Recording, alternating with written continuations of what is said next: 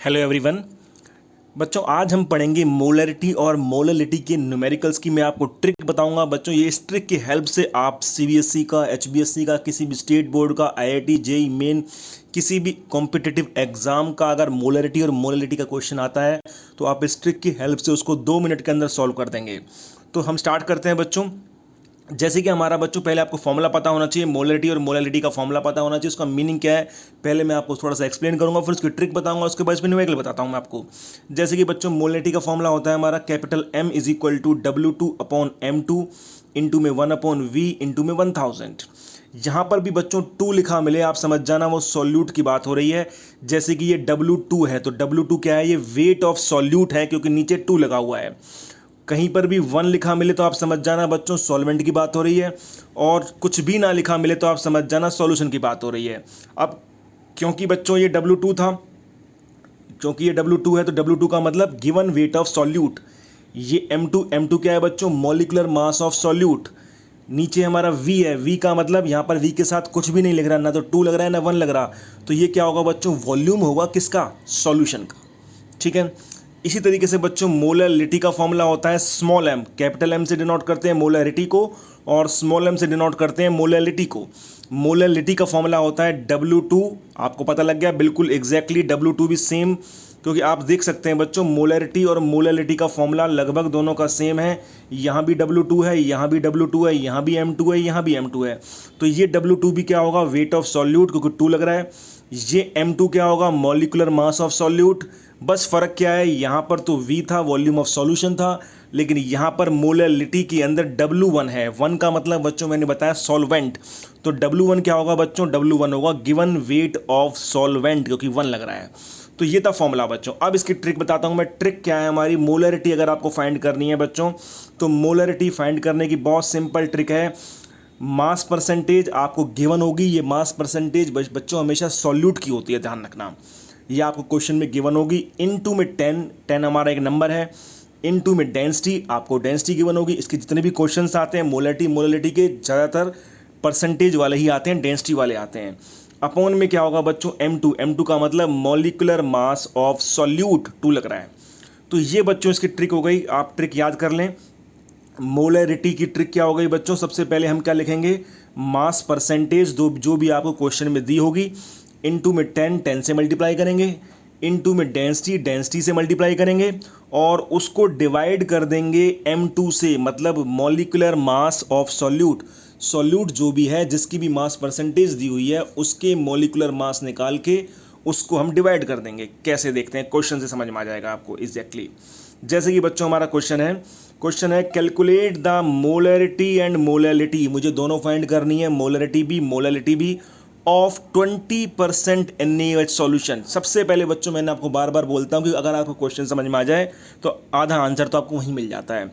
तो 20% NaOH solution दिया हुआ है। 20% NaOH सॉल्यूशन का मतलब क्या है, ये बच्चों आपको मास परसेंटेज दी हुई है, और मास परसेंटेज हमेशा किसकी होती है, ये हमेशा सॉल्यूट की होती है।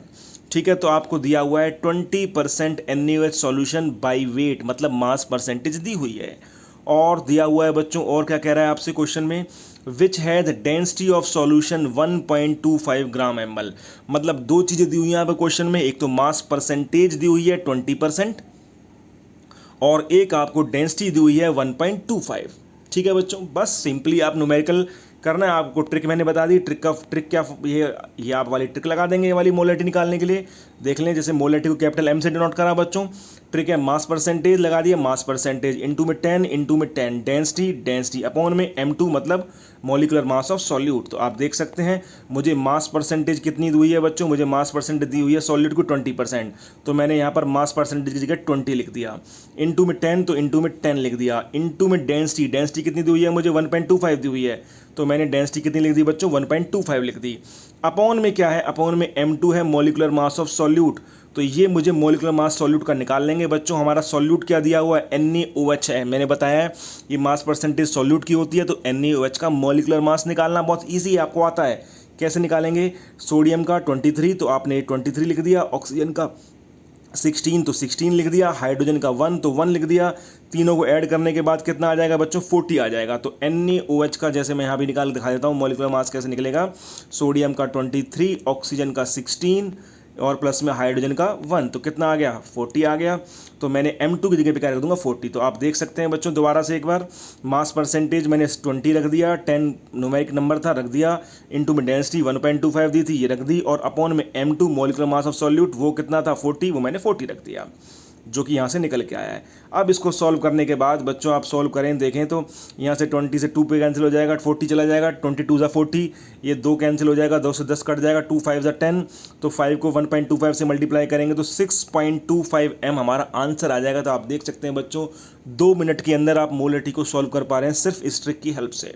ठीक है बच्चों, इसी तरीके से मोलरिटी का अगर हम देखें तो मोलरिटी का फॉर्मूला है हमारा small m is equal to W2 upon M2 into में 1 अपॉन W1 इंटू में 1000। मैंने बताया बच्चों W2 क्या होता है वेट ऑफ सॉल्यूट, M2 क्या होता है मॉलिक्यूलर मास ऑफ सॉल्यूट, और W1 क्या होता है वेट ऑफ सॉल्वेंट। अब इसमें क्या प्रॉब्लम है बच्चों, इसको कैसे करेंगे।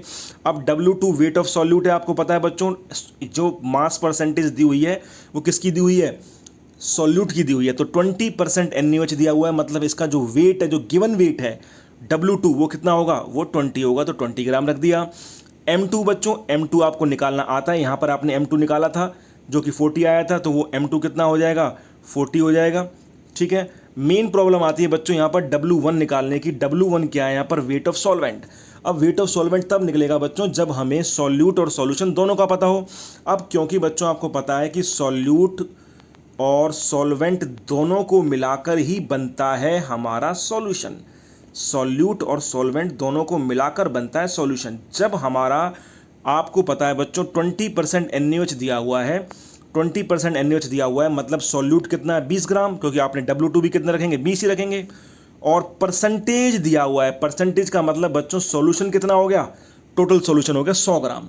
तो सॉल्वेंट कितना बच गया, सॉल्वेंट बच गया बच्चों 100 में से 20 घटा देंगे तो सॉल्वेंट बच जाएगा 80 ग्राम, 80 ग्राम सॉल्वेंट बच जाएगा।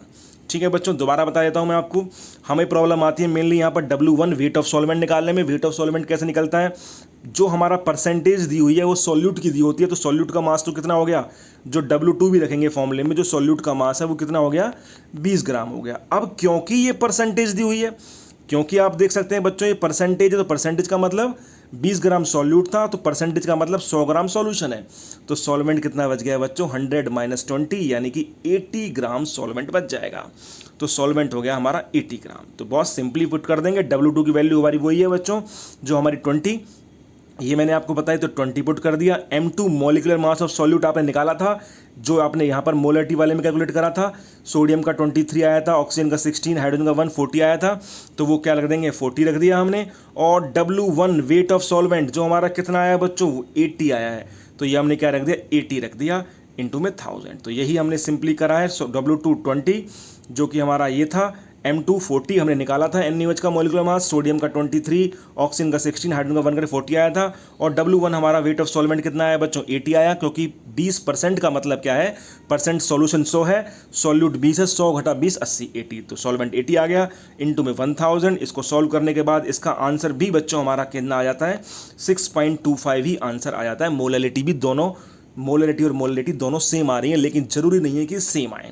तो ये था बच्चों, हमें ट्रिक की हेल्प से मोलरिटी इजीली कैलकुलेट कर सकते हैं विद इन ए मिनट, और मोलरिटी भी हम इजीली कैलकुलेट कर सकते हैं। बस मोलरिटी में इतनी बात ध्यान रख रही है, जो आपको परसेंटेज दी हुई है उसी से हमें निकल जाए। मान लो आपको दिया होता 40% दिया होता, तो 40% का मतलब बच्चों सॉल्यूट का मास तो कितना हो जाता 40, और परसेंटेज है तो हमारा सॉल्यूशन का मास 100, तो हमेशा 100 रहेगा। तो सॉल्वेंट का मास जो W1 आएगा वो हमेशा कितना, वो आता 100 - 40 60 आ जाता है ऐसे केस में। तो इस तरीके से बच्चों हम सॉल्वेंट यानी कि W1 मास निकाल सकते हैं। और W2 और M2 तो आपको पता ही है, W2 क्या होता है, ये जो हमारा मास परसेंटेज दी हुई है वो सॉल्यूट की दी होती है, तो W2 दी होती है, और M2 मॉलिक्यूलर मास आपको निकालना आता है किसी भी सॉल्यूट का। तो इस तरीके से बच्चों आप इनको सॉल्व कर सकते हैं विद इन ए मिनट। आप किसी भी बोर्ड एग्जाम में या किसी भी कॉम्पिटिटिव एग्जाम में इनको, इन ट्रिक्स को अप्लाई करके मोलरिटी और मोलरिटी का न्यूमेरिकल बहुत ईजी वे में सॉल्व कर सकते हैं। ठीक है बच्चों, थैंक यू वेरी मच।